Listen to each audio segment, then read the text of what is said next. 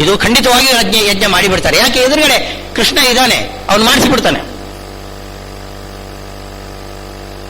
ಇದು ಯಜ್ಞ ನಮ್ಮ ಯಜ್ಞ ಆಗಿಬಿಡ್ತಾರೆ ಅಂತ ತಿಳ್ಕೊಂಡು ದುರ್ಯೋಧನಿಗೆ ಭಯ.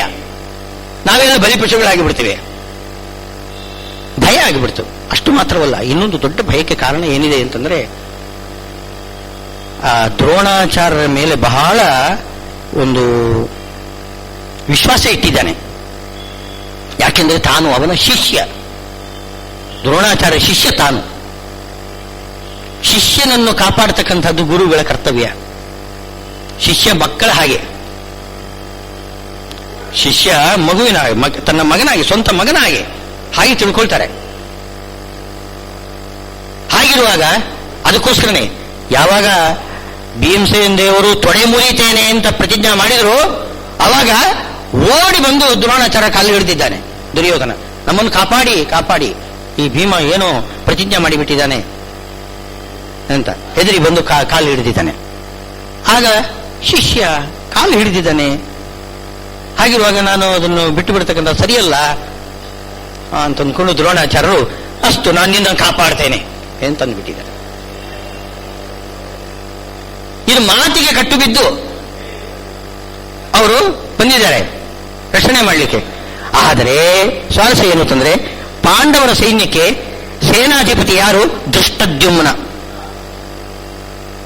ಈ ಧೃಷ್ಟದ್ಯುಮ್ನ ಯಾರು ಅಂತಂದ್ರೆ, ದ್ರೋಣಾಚಾರ್ಯರನ್ನು ಕೊಲ್ಲಿಸಲಿಕ್ಕೋಸ್ಕರನೇ ದುರ್ಬದ ರಾಜ ಪಡೆದಿರತಕ್ಕಂತಹ ಒಬ್ಬ ಮಗ. ಮಂತ್ರದ ಶಕ್ತಿ ಇರ್ತದೆ ನೋಡಿ, ಮಂತ್ರದ ಶಕ್ತಿ. ಮಂತ್ರ ಏನಿದೆ? ದ್ರೋಣ ಹಂತಕನಾಗಿರತಕ್ಕಂತಹ ಪುತ್ರ ನನಗೆ ಸಿಗಲಿ ಅಂತಲೇ ಅವನಿಗೆ ಯಾಗ ಮಾಡಿದ್ದು. ಅವನೇನ್ ಮಾಡ್ತಾನೆ? ದ್ರೋಣಾಚಾರ್ಯನ ಸಾಯಿಸ್ತಾನೆ. ನನ್ನ ಗತಿ ಏನು ಅಂತ ದುರ್ಯೋಧನ ಒದ್ದಾಡ್ತಿದ್ದಾನೆ. ಈಗ ಆ ದುಷ್ಟದ್ಯುಮ್ನ ಎದುರುಗಡೆ ಇದ್ದಾನೆ, ಇಲ್ಲಿ ಎದುರುಗಡೆ ಅಲ್ಲೇ ಇದರಲ್ಲಿ ದ್ರೋಣಾಚಾರ್ಯ ಯುದ್ಧ ಮಾಡ್ತಿದ್ದಾರೆ. ಭೀಷ್ಮಾಚಾರ್ಯರು ನಾಯಕರು ಇರ್ಲಿ, ದ್ರೋಣಾಚಾರ್ಯರು ಯುದ್ಧ ಮಾಡ್ತಿದ್ದಾರೆ.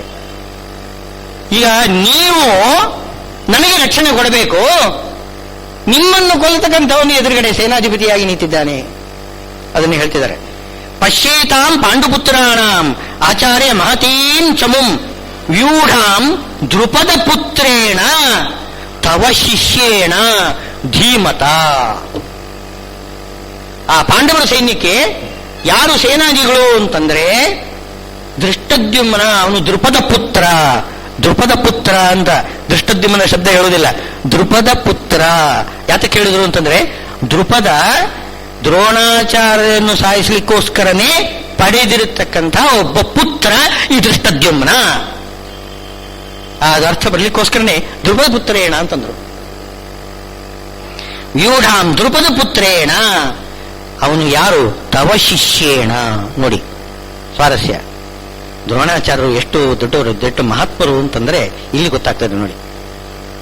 ಆ ಧೃಷ್ಟದ್ಯುಮ್ನ ಹುಟ್ಟಿದ್ದೇ ತನ್ನನ್ನು ಕೊಲ್ಲಿಕ್ಕೋಸ್ಕರ, ತನ್ನನ್ನು ಕೊಲ್ಲಿಕ್ಕೋಸ್ಕರನೇ ಬಂದು ಹುಟ್ಟಿರತಕ್ಕಂಥವನು ಯಾರು? ಧೃಷ್ಟದ್ಯುಮ್ನ. ಆ ಧೃಷ್ಟದ್ಯುಮ್ನಿಗೆ ಪ್ರೀತಿಯಿಂದ ಎಲ್ಲ ಅಸ್ತ್ರ ಮಂತ್ರಗಳು ಇದೆಲ್ಲ ಉಪದೇಶ ಕೊಟ್ಟಿದ್ದಾರೆ, ಶಿಷ್ಯನನ್ನಾಗಿ ಮಾಡಿಕೊಂಡಿದ್ದಾರೆ. ಧೀಮಂತ, ಸಾಮಾನ್ಯ ಶಿಷ್ಯ ಅಲ್ಲ ಅಂತೆ, ಬುದ್ಧಿವಂತ, ತುಂಬ ಬುದ್ಧಿವಂತ. ಧೀಮಂತ. ಧೀಮತ ತವ ಶಿಷ್ಯೇಣ. ನಿಮ್ಮ ಶಿಷ್ಯರು, ನಿಮ್ಮ ಶಿಷ್ಯ ಅವನು ಧೀಮಂತನಾಗಿದ್ದಾನೆ. ಇದು ಆ ದ್ರೋಣಾಚಾರ್ಯ ಸಾಕ್ಷಾತ್ ಬೃಹಸ್ಪತಿ ಆಚಾರ್ಯರ ಅವತಾರ. ಧೃಷ್ಟದ್ಯುಮ್ನ ಅಗ್ನಿದೇವರು. ದೇವತೆಗಳು ಪರಸ್ಪರವಾಗಿ ಅಷ್ಟು ಪ್ರೀತಿಯಿಂದ ಅವರು ತಮ್ಮನ್ನು ಕೊಲ್ಲಲಿ ಏನು ಮಾಡಿದರೂ ಕೂಡ ಆ ಪ್ರೀತಿ ಹೋಗುವುದಿಲ್ಲ.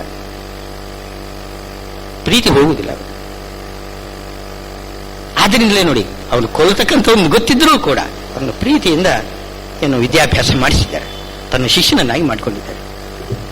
ಇದು ಒಂದು ರೀತಿಯಿಂದ ದ್ರೋಣಾಚಾರ್ಯರಿಗೆ ಒಂದು ರೀತಿ ಆಕ್ಷೇಪ ಮಾಡುವ ಭಾವದಿಂದ ದುರ್ಯೋಧನ ಕೇಳ್ತಾ ಇದ್ದಾನೆ. ನೋಡಿ, ನಿಮ್ಮನ್ನು ಕೊಲ್ತಕ್ಕಂಥವನಿಗೆ ನೀವು ಇಂಥ ವಿದ್ಯೆಯನ್ನು ಹೇಳಿಕೊಟ್ರಿ, ಅದರ ಪರಿಣಾಮ ಏನಾಯ್ತು?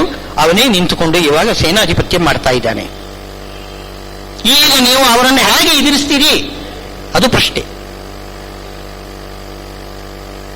ನನಗೆ ಭಯ ಆಗಿದೆ. ಇದು ವಿಷಾದ ಯೋಗ. ಯಾರಿಗೆ ವಿಷಾದ ಯೋಗ? ಅರ್ಜುನ ವಿಷಾದ ಯೋಗ ಇದು. ಆದರೆ ಇವನಲ್ಲಿ ವಿಷಾದ ಇಲ್ಲ. ದುರ್ಯೋಧನಿಗೆ ವಿಷಾದ ಇದೆ ಅಂತ ಮಾತ್ರ ತಿಳ್ಕೊಳ್ಬಾರದು.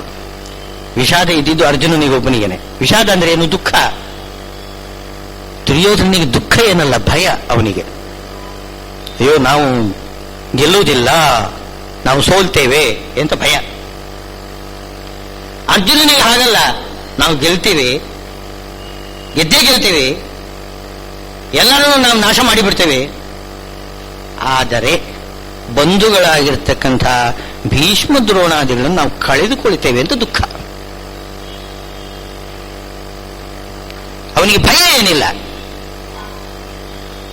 ಆದರೂ ಕ್ಲೈಬ್ಯಂ ಮಾಸ್ಮಗಮ ಪಾರ್ಥ ಅಂತ ಕೃಷ್ಣ ಅವನನ್ನು ಎಬ್ಬಿಸಲಿಕ್ಕೋಸ್ಕರ ಅಯ್ಯೋ ನೀನು ಹೇಳಿ ನೀನು ಅಂತ ಬೈತಾರೆ. ಅವನನ್ನು ರೊಚ್ಚಿಗೆಬ್ಬಿಸಬೇಕು. ಕ್ಷತ್ರಿಯನಾಗಿರ್ತಕ್ಕಂತಹ ಒಬ್ಬ ವ್ಯಕ್ತಿಯನ್ನು ನೀನು ಹೇಳಿ ಅಂತಂದು ಬಿಟ್ರೆ ಅವನು ಉರಿದು ಬೀಳ್ತಾನೆ, ಸಹನೆ ಮಾಡ್ಲಿಕ್ಕಾಗುವುದಿಲ್ಲ. ಬೇರೆ ಯಾವುದೇ ಆಕ್ಷೇಪವನ್ನು ಸಹನೆ ಮಾಡಬಹುದು, ನಿಂದೆಯನ್ನು ಸಹನೆ ಮಾಡಬಹುದು. ನೀನು ಹೇಳಿ ಅಂತಂದು ಬಿಟ್ರೆ ಮಾತ್ರ ಸಹನೆ ಮಾಡ್ಲಿಕ್ಕೆ ಸಾಧ್ಯ ಇಲ್ಲ ಅವರಿಗೆ. ದೊಡ್ಡ ನಿಂದೆ ಅದು. ಅದಕ್ಕೋಸ್ಕರ ಎಬ್ಬಿಸಲಿಕ್ಕೋಸ್ಕರ ಆ ರೀತಿ ಶ್ರೀಕೃಷ್ಣ ಹೇಳ್ತಿದ್ದಾನೆ. ವಸ್ತುತತ್ವ ಅರ್ಜುನ ಏನು ರಣಹಿಡಿಯಲ್ಲ, ಅವನು ಏನು ಭಯದಿಂದ ವಿಷಾದ ತೋರ್ತಿದ್ದಲ್ಲ. ಅವನು ಏನು ಭಯ, ಹೌದು, ಎಂಥ ಭಯ ಅದು? ಅಪಜಯದ ಭಯ ಅಲ್ಲ, ಭೀಷ್ಮದ್ರೋಣಾದಿಗಳನ್ನು ಕಳೆದುಕೊಳ್ತೇನೆ ಅಂತ ಅನ್ನತಕ್ಕಂಥ ಒಂದು ಭಯ. ನನಗೆ ಪ್ರೀತಿ ಪಾತ್ರರಾಗಿರ್ತಕ್ಕಂತಹ ಭೀಷ್ಮದ್ರೋಣಾದಿರ ಮೇಲೆ ನಾನು ಆಯುಧವನ್ನು ಹಾಕಬೇಕಲ್ಲ, ಬಹಳ ದುಃಖ ಆಗ್ತದೆ ಅಂತ ಹೀಗೆ ಅವನು. ಇದು ಅರ್ಜುನ ವಿಷಾದ.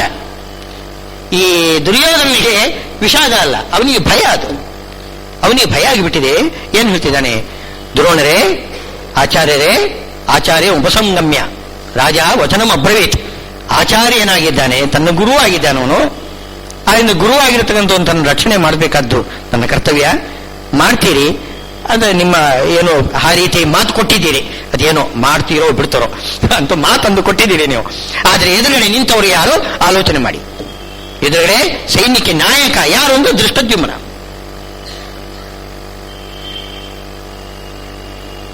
ತನ್ನದು 11 ಅಕ್ಷೋಹಿಣಿ ಸೈನ್ಯ, ಪಾಂಡವರದ್ದು 7 ಅಕ್ಷೋಹಿಣಿ ಸೈನ್ಯ. ಆದರೂ ಕೂಡ ದುರ್ಯೋಧನಿಗೆ ಭಯ. ಹೇಳ್ತಾನೆ ಮಹತೀಂಚಮೂ ಎಂಥ ಶಬ್ದ ಹೇಳ್ತಿದ್ದಾನೆ ನೋಡಿ. ದೊಡ್ಡ ಸೈನ್ಯ. ಪಾಂಡವರ ಸೈನ್ಯ ಏನು ದೊಡ್ಡ ಸೈನ್ಯವ? ತನ್ನದು 11 ಅಕ್ಷೋಹಿಣಿ ಇದೆ, ಅವ್ರದ್ದು ಕೇವಲ 7 ಅಕ್ಷೋಹಿಣಿ ಸೈನ್ಯ ಇದೆ. ಮಹತೀಂಚಮೂ ಅಂತ ಇದ್ದಾನೆ. ದೊಡ್ಡ ಸೈನ್ಯ ಪಾಂಡವರದ್ದು ಅಂತ. ಅವನಿಗೆ ಭಯ, ಭಯದಿಂದ ಹಾಗೆ ಕಾಣಿಸ್ತದೆ. ದೊಡ್ಡ ಸೈನ್ಯ ಇದೆ.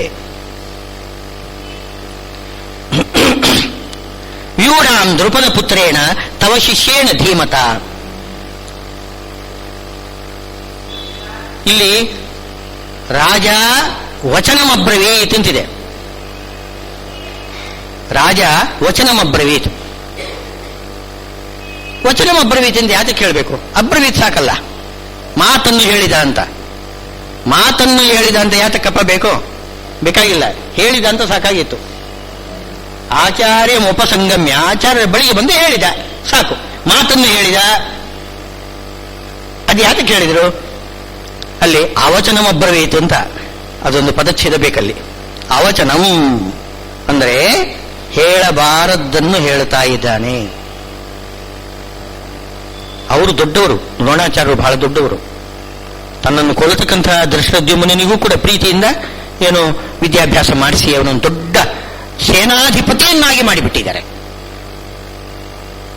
ಅಂಥ ಒಂದು ಸೇನಾಧಿಪತಿ ಆಗತಕ್ಕಂಥ ಆ ಒಂದು ಯೋಗ್ಯತೆ ತಂದು ಕೊಟ್ಟಿದ್ದಾರೆ ಶಿಷ್ಯನಲ್ಲಿ ಅಷ್ಟು ಪ್ರೀತಿಯಿಂದ. ಅಂಥವ್ರ ಹತ್ರ ಹೋಗಿ ಈತ ಹೇಳೋದು ಏನೋ, ನೋಡಿ ನಿಮ್ಮನ್ನು ಕೊಲ್ಲತಕ್ಕಂಥವನು ಎದುರುಗಡೆ ನಿಂತಿದ್ದಾನೆ, ನೀವೇನ್ ಮಾಡ್ತೀರಿ ಇವಾಗ? ಈ ರೀತಿ ಹೇಳ್ಬಹುದೇ? ದ್ರೋಣಾಚಾರ್ಯರ ಮುಂದೆ ಎಂಥ ಮಾತುಗಳನ್ನು ಹೇಳ್ತಿದ್ದಾನೆ. ಅವಚನಂ ಅಬ್ರವೀತ್, ಸರಿಯಾದ ಮಾತಲ್ಲ ಇದು, ಹೇಳಬಾರದ ಮಾತನ್ನು ಹೇಳ್ತಾ ಇದ್ದಾನೆ. ಆ ಅಭಿಪ್ರಾಯದಿಂದ ರಾಜ ವಚನಂ ಅಬ್ರವೀತ್ ಅಂತ ಆ ರೀತಿ ಹೇಳ್ತಾ ಇದ್ದಾರೆ. ಅತ್ರ ಶೂರ ಮಹೇಶ್ವಾಸಾಹ ಭೀಮಾರ್ಜುನ ಸಮಾಯುಧಿ. ಇನ್ನೊಂದು ಹೇಳ್ತಾ ಇದ್ದಾನೆ, ತನ್ನ ಸ್ವಂತ ಭಯ ಒಂದೇನಿದೆ, ಏನಿದೆ ಅಂತಂದ್ರೆ ಭೀಮಾರ್ಜುನ ಸಮಾಹ. ಅವನಿಗೀಗ ಈ ಪಾಂಡವರ ಸೈನ್ಯದಲ್ಲಿ ಇರ್ತಕ್ಕಂಥವರೆಲ್ಲ ಭೀಮಾರ್ಜುನರಿಗೆ ಸಮಾನರಾಗಿ ಕಾಣಿಸ್ತಾ ಇದ್ದಾರೆ. ಭೀಮಾರ್ಜುನರು ಅದ್ವಿತೀಯರು, ಅವರಿಗೆ ಸಮಾನ ಯಾರೂ ಇಲ್ಲ, ಅವರಿಗೆ ಅವರೇ ಸಮಾನ. ಆದರೂ ಕೂಡ ಅವನು ಹೇಳ್ತಿದ್ದಾನೆ, ಈ ಸೈನ್ಯದವರಲ್ಲಿ ಪ್ರತಿಯೊಬ್ಬ ಸೈನಿಕನೂ ಕೂಡ ಭೀಮಾರ್ಜುನರಿಗೆ ಸಮಾನರು, ಅಷ್ಟು ಬಲಿಷ್ಠರು. ಅಂದ್ರೆ ಭೀಮ ಅರ್ಜುನ ಎರಡು ಶಬ್ದ ಅವನಿಗೆ ಸಿಂಹ ಸ್ವಪ್ನ. ಆ ದುರ್ಯೋಧನಿಗೆ ಭಯ ಆಗ್ತಾ ಇದೆ. ನೋಡಿದ್ರೆ ಅವನಿಗೆ ಎಲ್ಲರೂ ಕೂಡ ಭೀಮಾರ್ಜುನರಂತೆ ಕಾಣಿಸ್ತಾ ಇದ್ದಾರೆ. ಭೀಮಾರ್ಜುನ ಸಮಾಹ ಯುಧಿ ಶೂರಾಹ ಮಹೇಶ್ವಾಸಾಹ. ಅಲ್ಲಿ ಹೇಳ್ತಾ ಇದ್ದಾನೆ ಹೆಸರು ಕೊಟ್ಟೇನು ಮೊದಲಿಗೆ, ಏನು ಯುಯುಧಾನಃ ವಿರಾಟಶ್ಚ ದ್ರುಪದಶ್ಚ. ಸಾಮಾನ್ಯರನ್ನೆಲ್ಲ ಹೆಸರು ಹೇಳ್ತಾ ಇದ್ದಾನೆ. ಭೀಮಾರ್ಜುನರ ಸಮಾನರು ಯಾರ್ಯಾರು ಅಂದ್ರೆ ಇವರೆಲ್ಲ ಅಂತ. ಯುಯುಧಾನ, ಯುಯುಧಾನ ಅಂದ್ರೆ ಸಾತ್ಯಕಿ. ಸಾತ್ಯಕಿ ಮಹಾವೀರ ಇಲ್ಲ ಅಂತಲ್ಲ, ಅದು ಭೀಮಾರ್ಜುನರಿಗೆ ಸಮಾನರು ಅಂತ ಹೇಳಲಿಕ್ಕೆ ಬರೋದಿಲ್ಲ. ಆಮೇಲೆ ವಿರಾಟ ಪಾಪ ಅವನೊಬ್ಬ ರಾಜ. ದ್ರುಪದ ಏನು ದೊಡ್ಡ ರಾಜ ಅಲ್ಲ ಅವನು ಕೂಡ. ಇವರೆಲ್ಲ ಸಾಮಾನ್ಯರು, ಇವರೆಲ್ಲ ಭೀಮಾರ್ಜುನ ಸಮಾನರು ಅಂತ ಹೆಸರು ಕೊಡ್ತಾ ಇದ್ದಾನೆ. ಏನು ಸಾತ್ಯಕಿ, ವಿರಾಟ, ದ್ರುಪದ, ದೃಷ್ಟಕೇತು, ಈ ಹೆಸರೇ ನಮ್ಗೆ ಗೊತ್ತಿರೋದಿಲ್ಲ.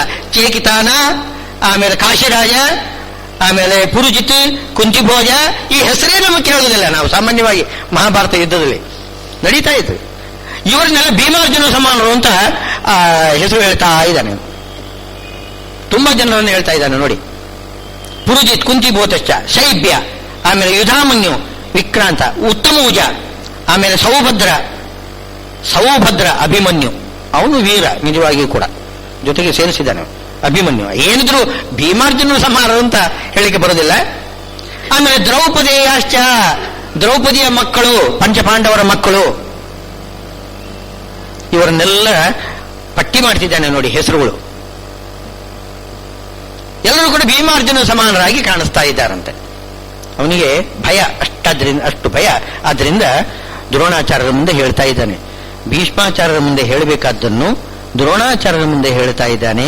ಇದು ನಿಜವಾಗಿಯೂ ಕೂಡ ದ್ರೋಣಾಚಾರ್ಯರ ಮೇಲೆ ಆಕ್ಷೇಪ ಮಾಡತಕ್ಕಂತಹ ಅಭಿಪ್ರಾಯದಿಂದ, ನಿಮ್ಮಿಂದ ಆಗುವುದಿಲ್ಲ ಈ ಕೆಲಸ ಅಂತ ಅನ್ನೋದನ್ನು ಸೂಚ್ಯವಾಗಿ ತಿಳಿಸಲಿಕ್ಕೋಸ್ಕರ ಈ ರೀತಿ ಹೇಳ್ತಾ ಇದ್ದಾರೆ.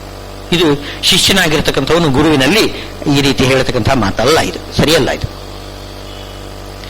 ಆಮೇಲೆ ಹೇಳ್ತಿದ್ದಾನೆ, ಅಸ್ಮಾಕಂತು ವಿಶಿಷ್ಟಾಹ, ನಮ್ಮ ಪಕ್ಷದಲ್ಲಿ ವಿಶಿಷ್ಟರು ಅಂತಂದ್ರೆ ದೊಡ್ಡವರು ಯಾರಿದ್ದಾರೆ ನಾನು ಹೇಳ್ತೇನೆ. ಯಾರು? ತಾನ್ಯಬೋಧ ದ್ವಿಜೋತ್ತಮ. ದ್ವಿಜೋತ್ತಮ, ನೀವು ಬ್ರಾಹ್ಮಣರೇ ಅಂತ ಕರೀತಾನೆ. ಬ್ರಾಹ್ಮಣರೇ ಅಂತ ಮೊದಲು ಕರೀತಾನೆ. ಸೇನಾಧಿಪತಿಗಳು ಕ್ಷತ್ರಿಯರಾಗಿರ್ಬೇಕು. ಅಲ್ಲಿ ದೃಷ್ಟದ್ಯುಮ್ನ ಕ್ಷತ್ರಿಯ, ಇಲ್ಲಿ ಭೀಷ್ಮಾಚಾರ್ಯರು ಕ್ಷತ್ರಿಯರು. ದ್ವಿಜೋತ್ತಮ ಅಂತ ಇವರನ್ನು ದ್ರೋಣಾಚಾರ್ಯರನ್ನು ಕರೀತಾ ಇದ್ದಾನೆ. ಬ್ರಾಹ್ಮಣರು ಅಂತ. ಬ್ರಾಹ್ಮಣರು ಏನಾದರೂ ಯುದ್ಧ ಮಾಡಿದರೆ ಅಷ್ಟೇನೇದು, ಏನು ಬೇಳೆ ಸಾರು ಊಟ ಮಾಡ್ತಕ್ಕಂಥವ್ರು. ಏನಿದೆ ಇದು, ರಟ್ಟೆ ಬಲ ಏನು ಇರುವುದಿಲ್ಲ ಅವರಿಗೆ, ಬಾಹುಬಲ ಏನು ಇರುವುದಿಲ್ಲ. ಊಟದಲ್ಲಿ ಶೂರರು, ಯುದ್ಧದಲ್ಲಿ ಅವರು ಅಷ್ಟೇನು ದೊಡ್ಡ ಶೂರರಲ್ಲ. ಮಹಾಜ್ಞಾನಿಗಳು, ಏನು ಅವರಿಗಿಂತ ಕ್ಷತ್ರಿಯರಿಗಿಂತಲೂ ಹೆಚ್ಚು ಬ್ರಾಹ್ಮಣರಲ್ಲಿ ಯುದ್ಧದ ಏನುಂಟಲ್ಲ ಮಂತ್ರಗಳು, ಅಸ್ತ್ರ ಮಂತ್ರಗಳು, ಅದೆಲ್ಲ ತುಂಬಾ ಅವರಿಗೆ ಗೊತ್ತಿದೆ. ಅವರಿಂದಲೇ ಕಲಿಯಬೇಕು. ಆದರೆ ಯುದ್ಧ ಮಾಡ್ತಕ್ಕಂಥದ್ದು ಪ್ರಾಕ್ಟಿಕಲ್ ಬೇರೆ, ನಿಮ್ಮ ಥಿಯರಿ ಬೇರೆ. ಏನು ಅಲ್ಲಿ ಹೋಗಿ ನಿಂತುಕೊಂಡು ಪರಾಕ್ರಮದಿಂದ ಯುದ್ಧ ಮಾಡಬೇಕಾಗಿದ್ರೆ ಆ ಗುಣ ಬ್ರಾಹ್ಮಣರಲ್ಲಿ ಬರುವುದಿಲ್ಲ, ಅದು ಕ್ಷತ್ರಿಯರಲ್ಲೇ ಬರಬೇಕು. ಬ್ರಾಹ್ಮಣರಿಗೆ ಒಂದು ಏಟು ಬಿತ್ತು ಅಂತಂದ್ರೆ ಅಯ್ಯೋ ಅಂತಂದು ಬಿಡ್ತಾರೆ, ಆಮೇಲೆ ಸಹನೆ ಮಾಡಲಿಕ್ಕಾಗಲ್ಲ. ಕ್ಷತ್ರಿಯರು ಏನು ತಲೆ ಕತ್ತರಿಸಿದ್ರೂ ಕೂಡ, ಏನು ಮಹಾಭಾರತದಲ್ಲಿ ಹೇಳ್ತದೆ ನೋಡಿ, ಈ ರುಂಡ ಕಡಿದು ಕೆಳಗಡೆ ಬಿದ್ದರೆ ಆ ರುಂಡ ಒಂದು ಕಡೆ ಬಿದ್ದಿರ್ತದೆ, ಆ ವೇಗದಲ್ಲಿ ಕೆಳಗಡೆ ಎಲ್ಲೋ ಬಿದ್ದಿರ್ತದೆ, ಅದು ನೋಡ್ತದಂತೆ. ಒಂದು ಕ್ಷಣಕಾಲ ನೋಡ್ತದೆ, ಆಜ್ಞಾ ಮಾಡ್ತದಂತೆ, ಮುಂಡ ಎಲ್ಲೋ ಬಿದ್ದಿದ್ದು ಅದು ಎದ್ದು ಬಿಟ್ಟು ಶತ್ರುವಿನ ಮೇಲೆ ಆಕ್ರಮಣ ಮಾಡ್ತದೆ. ರುಂಡ ಒಂದು ಕಡೆ, ಮುಂಡ ಒಂದು ಕಡೆ ಯುದ್ಧ ಮಾಡ್ತದೆ. ಇದು ಮಹಾಭಾರತದಲ್ಲಿ ವರ್ಣನೆ ಮಾಡಿದ್ದಾರೆ. ಸ್ವಲ್ಪ ಹೊತ್ತು ಆಮೇಲೆ ಬಿದ್ದು ಬಿಡ್ತದೆ, ಅದು ಬೇರೆ ವಿಷಯ. ಏನು ಪ್ರಾಣ ಹೋಗಿರುವುದಿಲ್ಲ, ತಲೆ ಹೋಗಿರ್ತದೆ, ಪ್ರಾಣ ಹೋಗಿರುವುದಿಲ್ಲ. ಆವಾಗಲೂ ಕೂಡ ಯುದ್ಧ ಮಾಡ್ತದೆ ನೋಡಿ. ಅದು ಕ್ಷತ್ರಿಯನ ರಕ್ತದ ಸ್ವಭಾವ. ಬ್ರಾಹ್ಮಣರಿಗೆ ಅಂಥ ಒಂದು ಶಕ್ತಿ ಇಲ್ಲ, ಆ ಸಹನೆ ಮಾಡ್ತಕ್ಕಂಥ ಶಕ್ತಿ ಇಲ್ಲ. ಈ ಕರ್ಣನ ಉದಾಹರಣೆ ನೋಡಿದ್ರೆ ಗೊತ್ತಾಗ್ತದೆ ನಿಮಗೆ. ಅದಕ್ಕೆ ದ್ವಿಜೋತ್ತಮ ಅಂತೆಲ್ಲ ಹೇಳ್ತಾ ಇರೋದು.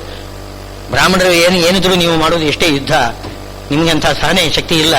ಕರ್ಣ ಅವನು ಏನ್ ಮಾಡಿದ, ತಾನು ಬ್ರಾಹ್ಮಣ ಅಂತ ಹೇಳ್ಕೊಂಡು, ಏನು ಭಾರ್ಗವ ಗೋತ್ರದ ಬ್ರಾಹ್ಮಣ ನಾನು ಅಂತ ಹೇಳ್ಕೊಂಡು ಪರಶುರಾಮ ದೇವರ ಬಳಿ ಹೋಗಿ ನನಗೆ ವಿದ್ಯಾಭ್ಯಾಸ ಮಾಡಿಸಿ ಉಪದೇಶ ಕೊಡಿ ಅಂತಂದ ಅಂತೆ. ಉಪನಯನೇನೇ ಆಗಿರಲಿಲ್ಲ ಕರ್ಣನಿಗೆ. ಅವನು ಅಧಿರಥ ಸೂತನ ಮನೆಯಲ್ಲಿ ಬೆಳೆದಿರತಕ್ಕಂಥವನು, ಉಪನಯನೇನೇ ಆಗಿರಲಿಲ್ಲ. ಜನಿವಾರ ಹಾಕೊಂಡ, ಯಾವುದೋ ಒಂದು ಅಂಗಡಿಯಿಂದ ತಗೊಂಡು ಜನಿವಾರ ಹಾಕೊಂಡ. ಹೋಗ್ಬಿಟ್ಟು ನೀನು ಯಾವ ಗೋತ್ರ ಅಂತ ಕೇಳಿದ್ರೆ ಭಾರ್ಗವ ಗೋತ್ರ. ಹಾ ಸರಿ, ಹಾಗಿದ್ರೆ ಬ್ರಾಹ್ಮಣ ಅಂತ ಅಂದ್ಕೊಂಡು ಪರಶುರಾಮ ದೇವರು ಸರ್ವಜ್ಞರು ಬೇಕು ಅಂತಲೇ ಏನೋ ಗೊತ್ತಿದ್ದರೂ ಕೂಡ ಏನ್ ಮಾಡ್ತಿದ್ದಾರೆ, ಅವನು ಎಲ್ಲ ಅಸ್ತ್ರ ಮಂತ್ರಗಳನ್ನೆಲ್ಲ ಹೇಳಿಕೊಟ್ರು. ಎಲ್ಲ ಅಭ್ಯಾಸ 4 ವರ್ಷ ಕಾಲ ಎಲ್ಲ ವಿದ್ಯಾಭ್ಯಾಸ ಮಾಡಿದಂತೆ. ಆದರೆ ಬಿಟ್ಟು ಹೋಗಬೇಕು, ಹೋಗ್ಲಿಕ್ಕೆ ಮನಸ್ಸು ಬರೋದಿಲ್ಲ ಅಂತೆ ಕರ್ಣನಿಗೆ. ಯಾಕೆ ಅಂತಂದ್ರೆ ಅವರು ಸಾಕ್ಷಾತ್ ಸೂರ್ಯದೇವರು. ಕರ್ಣ ಅಂತಂದ್ರೆ ಸೂರ್ಯದೇವರು. ಸೂರ್ಯಾಂತರ್ಗತನಾಗಿರತಕ್ಕಂತಹ ನಾರಾಯಣನನ್ನೇ ನಾವು ಯಾವತ್ತೂ ಉಪಾಸನೆ ಮಾಡೋದು. ಸೂರ್ಯಮಂಡಲಾಂತರ್ಗತನಾದ ಆ ಸವಿತೃನಾಮಕನಾದ ಪರಮಾತ್ಮನನ್ನೇ ನಾವು ಉಪಾಸನೆಗೆ ಯೋಗ್ಯ ಅಧಿಷ್ಠಾನ ಏನು ಸೂರ್ಯದೇವರು. ಸಾಮಾನ್ಯ ಅಲ್ಲ, ಪರಮಾತ್ಮನ ವಿಶೇಷ ಸನ್ನಿಧಾನ ಅವರಲ್ಲಿದೆ. ಆ ಪರಮಾತ್ಮನನ್ನು ಬಿಟ್ಟಿರಲಾರರು. ಕರ್ಣನಿಗೆ ಆ ಒಂದು ಅಸುರಾವೇಶ ಇದ್ರೂ ಕೂಡ ಪರಶುರಾಮ ದೇವರನ್ನು ಬಿಟ್ಟು ಹೋಗ್ಲಿಕ್ಕೆ ಅವರಿಗೆ ಮನಸ್ಸು ಬರಲಿಲ್ಲ ಅಂತೆ ಕರ್ಣನಿಗೆ. ಅಲ್ಲೇ ಪುನಃ ಕೂತಿದ್ದಾನಂತೆ, ಹೋಗ್ಲಿಕ್ಕೆ ಹೇಳ್ತಾ ಇಲ್ಲ. ಬೇರೆಯವರೆಲ್ಲ ಏನಾದ್ರು ನಮ್ದು ಆಯ್ತು ಸುಧಾಮಂಗಳ ಆಯ್ತು ಅಂತಂದ್ರೆ ಬಿಟ್ಟು ಹೋಗ್ಬಿಡ್ತಾರೆ ಸೀದಾ, ಎಲ್ಲೆಲ್ಲೂ ತಮ್ಮ ಮನೆಗೆ ಹೋಗ್ತಾರೆ. ಏನೋ ಆ ವಿದ್ಯಾಭ್ಯಾಸ ಮುಗೀತು ಅಂತಂದ್ರೆ ಮತ್ತೆ ಗುರುವಿಂದ ಏನು ನಮ್ಗೇನಾಗಬೇಕಾಗಿದೆ ಇಂತ. ಹಾಗಲ್ಲ, ಕರ್ಣ ಹೊರಲಿಕ್ಕೆ ತಯಾರಿಲ್ಲ. ಅಲ್ಲೇ ಕೂತ್ಕೊಂಡಿದ್ದಾನಂತೆ, ಅವರ ಸೇವಾ ಮಾಡ್ತಾ ಇದ್ದಾನಂತೆ. ಏನು ಸೇವಾ ಮಾಡ್ತಾ ಇದ್ದಾನೆ ಅಂತಂದ್ರೆ ಪ್ರೀತಿ. ಒಂದ್ಸಲ ಪರಶುರಾಮ ದೇವರು ಕರ್ಣನ ತೊಡೆ ಮೇಲೆ ತಲೆ ಇಟ್ಟು ಮಲ್ಕೊಂಡ್ಬಿಟ್ರಂತೆ, ನಿದ್ದೆ ಮಾಡ್ತಾ ಇದ್ದಾರೆ. ಆ ಹೊತ್ತಿಗೆ ಒಂದು ಕೀಟ, ಒಂದು ಅಲರ್ಕ ಅಂತ ಒಂದು ಕೀಟ ಅಂತ ಇದೆ ಹೆಸರು, ಏನೋ ಅಲರ್ಕ ಅಂತ ಹೆಸರು ಕೊಟ್ಟಿದ್ದಾರೆ. ಅದು ವಿಚಿತ್ರವಾಗಿರತಕ್ಕಂಥ ಕೀಟ. ಅದು 8 ಕಾಲದಕ್ಕೆ ಮೈಯೆಲ್ಲ ಮುಳ್ಳು ಹಂದಿಯ ರೀತಿಯಲ್ಲಿ ಇರ್ತದಂತು. ಬಹಳ ತೀಕ್ಷ್ಣವಾಗಿರ್ತಕ್ಕಂಥ ಒಂದು ಮುಳ್ಳು. ಅದು ಕೊರೀತದಂತೆ, ಕೊರೆದು ಏನು ರಕ್ತ ಮಾಂಸ ಮೇಧಸ್ಸು ಇದನ್ನೆಲ್ಲ ತಿಂತದಂತೆ. ಆ ರೀತಿ ತಿಂದು ಬದುಕತಕ್ಕಂತಹ ಒಂದು ಕೀಟ ಅದು. ಅದು ಒಬ್ಬ ರಾಕ್ಷಸ, ವಾಸ್ತವವಾಗಿ ಹೇತಿ ಅಂತಕ್ಕಂತಹ ಒಬ್ಬ ರಾಕ್ಷಸ. ಆದರೆ ಒಳ್ಳೆಯ ರಾಕ್ಷಸ. ರಾಕ್ಷಸರಲ್ಲಿ ಒಳ್ಳೆಯವರಿದ್ದಾರೆ. ಏನು ರಾಕ್ಷಸ ಜಾತಿಯೇ ಕೆಟ್ಟವರು ಅಂತಲ್ಲ, ಅಸುರರಲ್ಲಿ ಒಳ್ಳೆಯವರು ಇರ್ತಾರೆ. ಅಲ್ಲಿ ಒಳ್ಳೆಯವನು ಆ ಹೇತಿ ಇಂದ್ರದೇವರ ಸೇವಕ. ಇಂದ್ರದೇವರ ಸೇವಕನಾಗಿರ್ತಕ್ಕಂಥವನು ಒಬ್ಬ ಹೇತಿ. ಅವನು ಇಂದ್ರದೇವರಿಗೆ ಯಾವುದೋ ಒಂದು ಕಾಲದಲ್ಲಿ ಸರಿಯಾದ ಸೇವೆ ಮಾಡಿಲ್ಲ ಅಂತೆ. ಕಾಲಕ್ಕೆ ಸಕಾಲದಲ್ಲಿ ಸೇವಾ ಮಾಡಿಲ್ಲ ಅಂತೆ. ಸ್ವಲ್ಪ ವಿಳಂಬ ಮಾಡಿದನೋ ಏನೋ ಮಾಡಿದ್ದಾನೆ, ಸಕಾಲದಲ್ಲಿ ಸೇವಾ ಮಾಡಿಲ್ಲ. ಅದಕ್ಕೆ ನೀನು ಕೀಟವಾಗಿ ಹೋಗುವಂತ ಶಾಪ ಕೊಟ್ಟು ಬಿಟ್ಟಿದ್ದಾನೆ ಇಂದ್ರದೇವರು. ಅವನು ಅಲ್ಲಿಗೆ ಬಂದಿದ್ದಾನೆ, ಇಲ್ಲಿಗೆ ಕರ್ಣನ ಬಳಿಗೆ ಬಂದಿದ್ದಾನೆ. ಯಾಕೆ ಅಂತಂದ್ರೆ ಆ ಕೀಟದಲ್ಲಿ ಇಂದ್ರದೇವರ ಆವೇಶ ಹೊಂದಿಕೊಂಡು ಬಂದುಬಿಟ್ಟಿದ್ದಾರೆ. ಆ ಕೀಟ ಕರ್ಣನ ಬಳಿಗೆ ಬಂದಿದೆ. ಏನ್ ಮಾಡಬೇಕಾಗಿತ್ತು ಅಂತಂದ್ರೆ, ಕರ್ಣ ಅರ್ಜುನನಿಗೆ ವಿರೋಧಿಯಾಗಿ ನಿಂತಿದ್ದಾನೆ. ಈಗ ಅವನು ವಿದ್ಯಾಭ್ಯಾಸ ಮಾಡಿದ್ದೇ ಅದಕ್ಕೋಸ್ಕರ. ಏನು, ಅರ್ಜುನ ದೊಡ್ಡ ಬಿಲುಗಾರ ಅಂತ ಅವನಿಗೆ ಕೀರ್ತಿ ಬರ್ತಾ ಇದೆ. ಆ ಕೀರ್ತಿ ತನಗಬೇಕು ಅಂತ ಸ್ಪರ್ಧೆ, ಕೇವಲ ಸ್ಪರ್ಧೆ. ಕರ್ಣ ತಾನು ಆಲೋಚನೆ ಮಾಡ್ತಾನೆ, ನಾನು ಅದೇ ರೀತಿಯಲ್ಲಿ ದೊಡ್ಡ ಬಿಲ್ಲು ವಿದ್ಯಾಗಾರ ಆಗಬೇಕು, ಅರ್ಜುನನನ್ನು ಮೀರಿಸಬೇಕು. ಅದಕ್ಕೆ ಅರ್ಜುನನಿಗೆ ಯಾರು ಗುರುಗಳು? ದ್ರೋಣಾಚಾರ್ಯರಿಗೆ ಯಾರು ಗುರುಗಳು? ಪರಶುರಾಮ ದೇವರು. ಹಾಗಿದ್ರೆ ಅವರ ಗುರುಗಳನ್ನೇ ಹೇಳಿದರೆ ಇನ್ನಷ್ಟು ನಾನು ಹೆಚ್ಚು ವಿದ್ಯೆ ಸಂಪಾದನೆ ಮಾಡ್ಬೋದಲ್ಲ ಅಂತಂದುಕೊಂಡು ಅವರೇನ್ ಮಾಡಿದ್ರು, ಆ ಕರ್ಣ ನೇರ ಪರಶುರಾಮ ದೇವರಿಗೆ ಬಂದ್ಬಿಟ್ರು. ದ್ರೋಣಾಚಾರ್ಯ ಬಳಿಗೆ ಬಂದ್ರು. ದ್ರೋಣಾಚಾರ್ಯ ನೀನು ಸೂತನಿಗೆ ನಾನು ಏನು ಹೇಳಿಕೊಡೋದಿಲ್ಲ ಅಂತಂದ್ರಂತೆ. ಸರಿ, ಅದಕ್ಕೆ ನೀನು ಸೂತ ಅಂತ, ಅದಕ್ಕೆ ನಾನು ಬ್ರಾಹ್ಮಣ ವೇಷ ಹಾಕೊಂಡು ಸೇದ ಪರಶುರಾಮ ದೇವರ ಬಳಿಗೆ ಹೋಗಿ ನಾನು ಬ್ರಾಹ್ಮಣ ಅಂತ ಅನ್ಕೊಂಡು ಅಲ್ಲಿ ಆ ದ್ರೋಣಾಚಾರ್ಯಗೂ ಗುರುಗಳಾಗಿರ್ತಕ್ಕಂಥ ಪರಶುರಾಮ ದೇವರಲ್ಲಿ ವಿದ್ಯಾಭ್ಯಾಸ ಮಾಡಿದ್ದಾನೆ. ಕೇವಲ ಸ್ಪರ್ಧೆ. ಈ ಸ್ಪರ್ಧೆ ನೋಡಿಕೊಂಡು ಇಂದ್ರದೇವರು ಆಲೋಚನೆ ಮಾಡಿದರು, ಇದು ಅರ್ಜುನನಿಗೆ ತೊಂದರೆ ಆಗ್ತದೆ, ಕರ್ಣನಿಂದ ತೊಂದರೆ ಆಗ್ತದೆ. ಅದಕ್ಕೋಸ್ಕರ ಕರ್ಣನಿಗೆ ಪರಶುರಾಮ ದೇವರಿಂದ ಶಾಪ ಕೊಡಿಸ್ಬೇಕು. ಅದಕ್ಕೊಂದು ಏನೋ ತಂತ್ರ ಬಳಸಿದ್ದಾನೆ ಇಂದ್ರದೇವರು. ಏನ್ ಮಾಡಿದ್ರು, ಆ ಅಲರ್ಕ ಆ ಕೀಟದ ಒಳಗಡೆ ಪ್ರವೇಶ ಮಾಡಿಬಿಟ್ಟರು. ಆ ಕೀಟ ಏನ್ ಮಾಡಿತು, ಕರ್ಣನ ಬಳಿಗೆ ಬಂದಿದೆ, ಅವನ ತೊಡೆಯನ್ನು ಕಚ್ಚಿದೆ.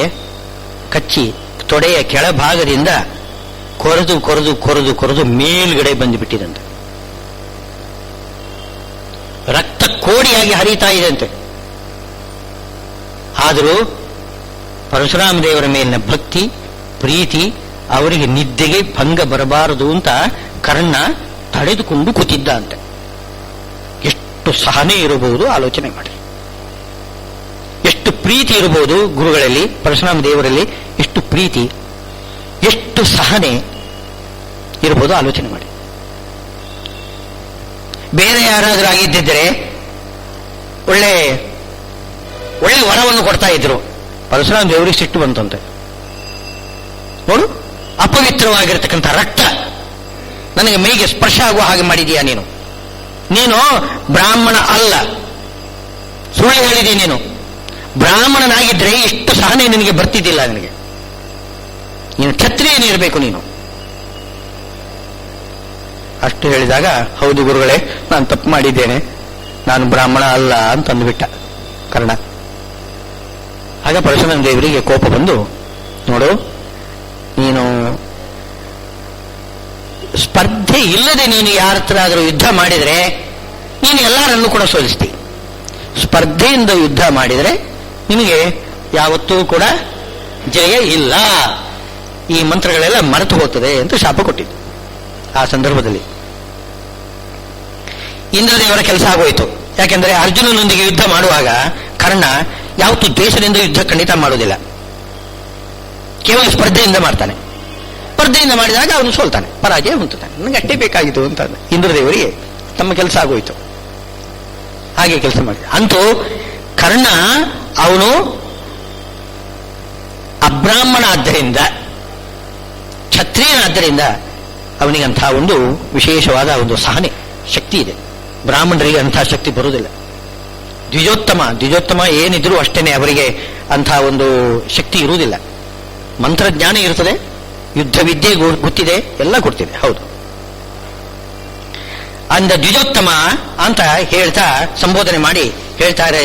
ಅಲ್ಲಿ ನಾಯಕ ಮಮ ಸೈನ್ಯಸ್ಯ ಸಂಜ್ಞಾರ್ಥಂ ತಾನ್ ಬ್ರವೀಮಿತೆ, ನಿಮಗೆ ತಿಳುವಳಿಕೆಗಾಗಿ ನಿಮಗೆ ಹೇಳ್ತಾ ಇದ್ದೇನೆ. ಏನು, ನಮ್ಮ ಸೈನ್ಯದಲ್ಲಿ ಯಾರ್ಯಾರು ದೊಡ್ಡವರಿದ್ದಾರೆ ಅಂತನ್ನೋದನ್ನು ನಿಮ್ಮ ತಿಳುವಳಿಕೆಗಾಗಿ ಹೇಳ್ತಾ ಇದ್ದೇನೆ. ಹಾಗೆ ಹೇಳ್ಬೇಕೇನು? ನಿಮ್ಮ ತಿಳುವಳಿಕೆಗಾಗಿ ಅಲ್ಲ. ಸಂಜ್ಞಾರ್ಥಂ ಅಂದ್ರೆ, ಸಂಜ್ಞಾ ಅಂದ್ರೆ ಹೆಸರು. ಹೆಸರಿಗೆ ಮಾತ್ರ ನಾಯಕರು ಇವರು ಸರಿಯಾಗಿ ಯುದ್ಧ ಮಾಡ್ತಕ್ಕಂಥವರಲ್ಲ. ಈ ಅಭಿಪ್ರಾಯ ಅವನಿಗಿದೆ. ಸಂಜ್ಞಾ ಅಂದ್ರೆ ಹೆಸರು. ಸಂಜ್ಞಾರ್ಥಂ ಕೇವಲ ಹೆಸರಿಗಾಗಿ ನಾಯಕರು ಇವರು. ಸಂಜ್ಞಾರ್ಥಂ ಬ್ರವೀಮಿ ಅಂತ ಅಲ್ಲಿಗೆ ಅನ್ವಯ ಅಲ್ಲ. ಸಂಜ್ಞಾರ್ಥಂ ನಾಯಕ ಇವೆ, ಅವ್ರನ್ನ ನಾನು ನಿಮಗೆ ಹೇಳ್ತಾ ಇದ್ದೇನೆ. ಹೆಸರಿಗೆ ಮಾತ್ರ ಇವರೆಲ್ಲ ನಾಯಕರು, ಚೈನಾ ನಾಯಕರು. ಆದರೆ ಸೇನೆಯನ್ನು ಎಲ್ಲಿಗೆ ಹೇಳ್ಕೊಂಡು ಹೋಗ್ತಾರೆ? ಏನು ಅಪಜಯಕ್ಕೇನೆ ಹೇಳ್ಕೊಂಡು ಹೋಗ್ತಾರೆ ಅಷ್ಟೇ, ಜಯದ ಕಡೆಗೆ ಕರ್ಕೊಂಡು ಹೋಗುವುದಿಲ್ಲ ಇವರು. ಯಾರು? ಭವಾನ್. ಮೊದಲಿಗೆ ಹೇಳ್ತಾ ಇದ್ದಾರೆ ಭವಾನ್, ನಾಯಕರು ಅಂತ ಮೊದಲಿಗೆ. ಅಲ್ಲಿ ಸೇನಾಧಿಪತಿಗಳಾಗಿ ಅವರು ನಿಂತಿದ್ದಾರೆ ಭೀಷ್ಮಾಚಾರ್ಯರು, ಅವರ ಹೆಸರನ್ನು ಹೇಳೋದು ಬಿಟ್ಟು ಭವಾನ್ ತಾವು ಅಂತಂದರು. ಯಾಕೆ? ಸಂಜ್ಞಾರ್ಥಂ ನಾಯಕರು ನೀವೇ ತಾನೇ.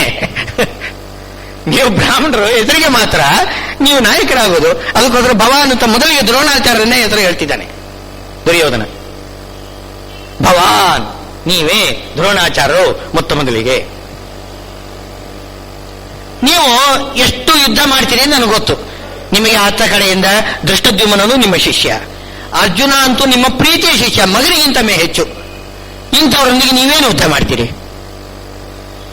ದ್ವಿಜೋತ್ತಮ ಬೇರೆ, ಬ್ರಾಹ್ಮಣರು ಬೇರೆ, ನೀವು ಏನು ಯುದ್ಧ ಮಾಡ್ತೀರಿ?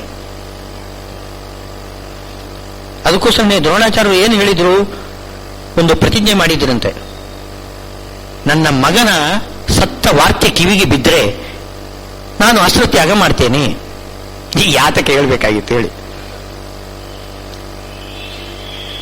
ಧರ್ಮರಾಜ ಬಂದು ಕೇಳಿದ, ಭೀಷ್ಮಾಚಾರ್ಯರು ದ್ರೋಣಾಚಾರ್ಯರು ಕೇಳಿದ, ನಿಮ್ಮ ಮುಂದೆ ನಾವು ಯುದ್ಧ ಮಾಡಿ ನಿಮ್ಮನ್ನು ಗೆಲ್ಲುವುದುಂಟೆ, ನಮಗೆ ಸಾಧ್ಯನೇ ಇಲ್ಲ, ನಮಗೆ ಅನುಗ್ರಹ ಮಾಡಬೇಕು ಅಂತ ಕೇಳಿದ್ದಕ್ಕೆ ಪ್ರೀತಿಯಿಂದ ಅವರಿಬ್ಬರು ಹೇಳಿರ್ತಕ್ಕಂಥದ್ದು ಇದು ಮಾತು.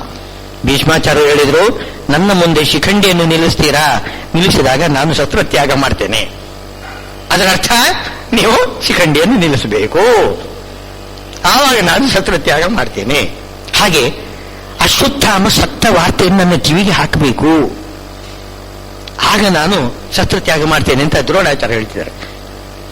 ಅಲ್ಲಿ ಹೇಳುವುದಾಗಿತ್ತು, ಅಶ್ವತ್ಥಾಮ ಸತ್ತ ಅಂತ ಗೊತ್ತಾದ್ರೆ ನಾನು ಶಸ್ತ್ರತ್ಯಾಗ ಮಾಡ್ತೇನೆ ಅಂತ ಅನ್ಬೋದಾಗಿತ್ತು. ಅಶ್ವತ್ಥಾಮ ಸತ್ತರೆ ಅಥವಾ ಸತ್ತ ಅಂತ ನನಗೆ ಗೊತ್ತಾದ್ರೆ ಅಂತ ಹೇಳುವುದಾಗಿತ್ತು.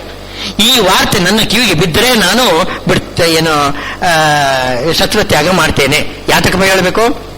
ಅವನು ಸಾಯುವುದಿಲ್ಲ ಗೊತ್ತು, ಅವನು ಚಿರಂಜೀವಿ, ಅಶ್ವತ್ಥಾಮಾಚಾರ್ಯರು ಚಿರಂಜೀವಿಗಳು, ಅವರು ಸಾಯುವುದಿಲ್ಲ ಗೊತ್ತು. ಆದರೂ ಕೂಡ ಅವನು ಸತ್ತ ಅಂತ ಒಂದು ವಾರ್ತೆ ನನ್ನ ಕಿವಿಗೆ ಬಿದ್ದರೆ ನಾನು ಶಸ್ತ್ರತ್ಯಾಗ ಮಾಡ್ತೇನೆ ಅಂದ್ರೆ ಅರ್ಥಾತ್ ಏನು ಹೇಳಿದಾಗಾಯ್ತು, ಆ ಕಿವಿಗೆ ಆ ಶಬ್ದವನ್ನು ನೀವು ಹಾಕ್ರಿ, ನಾನು ಬಿಟ್ಟು ಬಿಡ್ತೇನೆ, ಅಸ್ತ್ರತ್ಯಾಗ ಮಾಡ್ತೇನೆ ಅಂತ ತಾನೇ ಅವರದ್ದು ಅಭಿಪ್ರಾಯ. ಈ ಎಲ್ಲ ಮೋಸ ನೋಡಿ, ಅಲ್ಲಿ ಭೀಷ್ಮಾಚಾರ್ಯರಾಗಲಿ ದ್ರೋಣಾಚಾರ್ಯರಾಗಲಿ ಎಲ್ಲ ಮಾಡ್ತಕ್ಕಂಥದ್ದು ಮೋಸ. ಎಲ್ಲ ಗೊತ್ತಿದೆ ಈತನಿಗೆ, ದುರ್ಯೋಧನಿಗೆ ಗೊತ್ತಿದೆ. ಭವಾನ್ ಭೀಷ್ಮಶ್ಚ, ಇಬ್ಬರೂ ಕೂಡ ಏನೂ ಉಪಯೋಗವಿಲ್ಲ, ನನಗಾಗಿ ಪ್ರಾಣ ಬಿಡ್ತೀರಿ ಅಷ್ಟೇ. ಅಲ್ಲಿ ಮುಂದೆ ಹೇಳ್ತಾರೆ, ಚಟ್ಟ ಜೀವಿತ ಮದರ್ಥೇ ಚಟ್ಟ ಜೀವಿತ, ನನಗಾಗಿ ಪ್ರಾಣ ಬಿಡ್ತೀರಿ ಅಷ್ಟೇ ಹೊರತು ನನಗೆ ಜಯ ತಂದು ಕೊಡೋದಿಲ್ಲ. ನೀವು ಅಷ್ಟು ಮಾತ್ರ ಮಾಡ್ತೀರಿ ನೀವು. ಮದರ್ಥೇ ಚಟ್ಟ ಜೀವಿತ, ಇವರೆಲ್ಲರೂ ಕೂಡ ಭವಾನ್ ಭೀಷ್ಮಶ್ಚ ಕರ್ಣಶ್ಚ ಎಲ್ಲರೂ. ಆಮೇಲೆ ಕರ್ಣನು ಕೂಡ ಹಾಗೇನೆ, ಅವನು ಕೂಡ ದೇವಾಂಶ ಸಂಭೂತನಾಗಿರ್ತಕ್ಕಂಥವನಾದ್ದರಿಂದ ನನಗಂತೂ ಉಪಕಾರ ಮಾಡತಕ್ಕಂಥ ಬುದ್ಧಿ ಖಂಡಿತ ಇಲ್ಲ ಅವನಿಗೆ. ಅವನಿಗೆ ಏನಿದ್ರೂ ಕೂಡ ಅರ್ಜುನನ ಮೇಲೆ ಒಂದು ಏನು ಸ್ಪರ್ಧೆ, ಅವನಿಗಿಂತ ನಾನು ದೊಡ್ಡವನು ಅಂತ ಅನಿಸ್ಬೇಕು. ಇಷ್ಟು ಹೊರತು ಈ ಜಯ ಪರಾಜಯ, ಅದು ದುರ್ಯೋಧನಿಗೆ ಜಯ ತಂದುಕೊಳ್ಬೇಕು ಅಂತ ಸ್ವಾಮಿ ನಿಷ್ಠೆಯಿಂದ ಖಂಡಿತವಾಗಿ ಅವನು ಹೃತ್ಪೂರ್ವಕವಾಗಿ ಯುದ್ಧ ಮಾಡುವುದಿಲ್ಲ. ಇನ್ನು ಅವನು ಒಂದು ಕೆಲಸ ಮಾಡಿದ್ದಾನೆ, ಇದು ಗೊತ್ತಿದೆ, ಮೊದಲಿಗೆ ಗೊತ್ತಿದೆ. ಭೀಷ್ಮಾಚಾರ್ಯರು ಕರ್ಣನನ್ನು ತೇಜೋವಧೆ ಮಾಡಿದರು. ಮುಂದೆ ಶಲ್ಯನೂ ಕೂಡ ಕರ್ಣನ ತೇಜೋವಧೆ ಮಾಡ್ತಾನೆ. ತೇಜೋವಧೆ ಮಾಡುವುದು ಅಂದ್ರೆ ನೀನೇನು ಉಪಯೋಗ ಇಲ್ಲ ಅಂತ ಬೈಯೋದು. ಹಾಗೆ ಬೈದು ಬಿಟ್ಟು ನಿಂದೆ ಮಾಡ್ತಾ ಇದ್ರೆ ಅದು ಹುರಿತುಂಬಿಸಬೇಕು. ಹುರಿತುಂಬಿಸದೆ ನೀವು ನಿಂದೆ ಮಾಡ್ತಾ ಇದ್ರೆ ಅವನ ಶಕ್ತಿ ಎಲ್ಲ ಹ್ರಾಸ ಆಗ್ತದೆ, ಏನು ಉತ್ಸಾಹ ಬರೋದಿಲ್ಲ. ಉತ್ಸಾಹ ಬಂದುಬಿಟ್ರೆ ಶಕ್ತಿ ದುಪ್ಪಟ್ಟಾಗ್ತದೆ, ಬೆಳೀತದೆ. ಇದು ಹಾಗೇನಿಲ್ಲ. ಏನಾಗಿದೆ ಇದು, ಆ ಶಕ್ತಿ ಹುಡುಗಬೇಕು, ಅದಕ್ಕೋಸ್ಕರ ತೇಜೋವಧೆ ಮಾಡಬೇಕು ಅಂತ ಅಲ್ಲಿ ಶಲ್ಯನು ಆ ಕೆಲಸ ಮಾಡಬೇಕು ಅಂತ ಧರ್ಮರಾಜನೇ ಕೇಳಿದ್ದಾನೆ. ಧರ್ಮರಾಜ ಶಲ್ಯನಲ್ಲಿ ಕೇಳಿದ್ದಾನೆ, ನೀನು ಕರ್ಣನಿಗೆ ಸ್ವಲ್ಪ ನೀನು ತೇಜೋವಧೆ ಮಾಡಬೇಕು, ಅಷ್ಟು ಮಾಡಿದರೆ ಸಾಕು ಅಂತ. ಅದು ಶಲ್ಯನಿಗೆ ತುಂಬಾ ದುಃಖ ಆಯ್ತಂತೆ. ಏನು ಪಾಂಡವರ ಪಕ್ಷಕ್ಕೆ ಬರಬೇಕು ಅಂತ ಹೊರಟಿದ್ದ ಪಾಪ. ದಾರಿಯಲ್ಲಿ ಬರುವಾಗ ಅವನಿಗೆ ಸೇವಾ ಮಾಡಿ ದುರ್ಯೋಧನ, ಅವನು ಗೊತ್ತಿಲ್ಲ ಯಾರೋ ಪಾಂಡವರ ಪಕ್ಷದಲ್ಲೇ ಇರ್ಬೋದು ಅಂತ ಆಲೋಚನೆ ಮಾಡಿದ್ದ. ನೋಡಿದರೆ ದುರ್ಯೋಧನನ ಕಡೆಯವರು ತನಗೆ ತುಂಬಾ ಸೇವಾ ಮಾಡಿಬಿಟ್ರು. ಸಂತೋಷ ಆಗಿಬಿಟ್ಟು ನಿಮ್ಮ ಪಕ್ಷಕ್ಕೆ ಬರ್ತೇವೆ ಅಂತ ಅಂದುಬಿಟ್ಟ. ನೋಡಿದರೆ ಅದು ದುರ್ಯೋಧನ. ಅವನು ಏನ್ ಮಾಡೋಣ, ಮೋಸ ವಂಚನೆ ಮಾಡಿದ್ದಾನೆ ದುರ್ಯೋಧನ. ಅದಕ್ಕೆ ಹಾಗೆ ದುಃಖದಿಂದ ಬಂದು ಶಲ್ಯ ಕೇಳ್ಕೊಳ್ತಾನೆ, ಏನು ಎಲ್ಲಿ ಮದ್ರಾಜಶ್ಚ ವೀರ್ಯವಾನ್ ಅಂತ ಮುಂದೆ ಕೇಳ್ತಾರಲ್ಲ, ಅಂತ ಒಳ್ಳೆ ಶಲ್ಯ ಅಂತಂದ್ರೆ ಮಹಾಬಲಿಷ್ಠ. ಭೀಮಸೇನ ದೇವರ ಹಾಗೆ ಭೀಷ್ಮಶ್ಚ ಬಲಭದ್ರಶ್ಚ ಎಂತ, ಬಲಭದ್ರಶ್ಚ ಭೀಮಶ್ಚ ಬಲಭದ್ರಶ್ಚ ಅಂತ ಪಾಠ ಎರಡು ಇದೆ. ಮದ್ರರಾಜಶ್ಚ, ಮೂರನೇವನು ಮದ್ರರಾಜ ಶಲ್ಯ. ಭೀಷ್ಮ, ಇದು ಭೀಮ, ಬಲರಾಮ, ಮೊದಲಿಗೆ ಭೀಮ, ಎರಡನೇವನು ಬಲರಾಮ, ಮೂರನೇವನು ಶಲ್ಯ ಮದ್ರರಾಜ. ಅಷ್ಟು ಮಹಾಬಲಿಷ್ಠ ಅವನು. ಅವನನ್ನು ಉಪಾಯದಿಂದ ದುರ್ಯೋಧನ ಒಳಗಡೆ ಹಾಕೊಂಡಿದ್ದಾನೆ. ಅದಕ್ಕೆ ಅವನಿಗೆ ದುಃಖ ಆಯಿತು, ಶಲ್ಯನಿಗೆ ದುಃಖ ಆಯಿತು. ಧರ್ಮರಾಜನ ಹತ್ರ ಹೇಳ್ತಾನೆ, ನೋಡು, ನಾನು ಮೋಸ ಹೋದೆ, ವಂಚಿತನಾಗಿ ಬಿಟ್ಟೆ, ನಾನು ದುರ್ಯೋಧನ ಪಕ್ಷಕ್ಕೆ ಬಂದುಬಿಟ್ಟಿದ್ದೇನೆ, ನನಗೆ ತುಂಬಾ ದುಃಖ ಆಗ್ತದೆ, ಏನು ಮಾಡಲಿ? ಹಾಗಿದ್ರೆ ತಾವು ಒಂದು ಉಪಕಾರ ಮಾಡಿ, ಏನು ಅಂತಂದ್ರೆ ನೀವು ಕರ್ಣನ ಸಾರಥ್ಯ ಮಾಡಬೇಕು.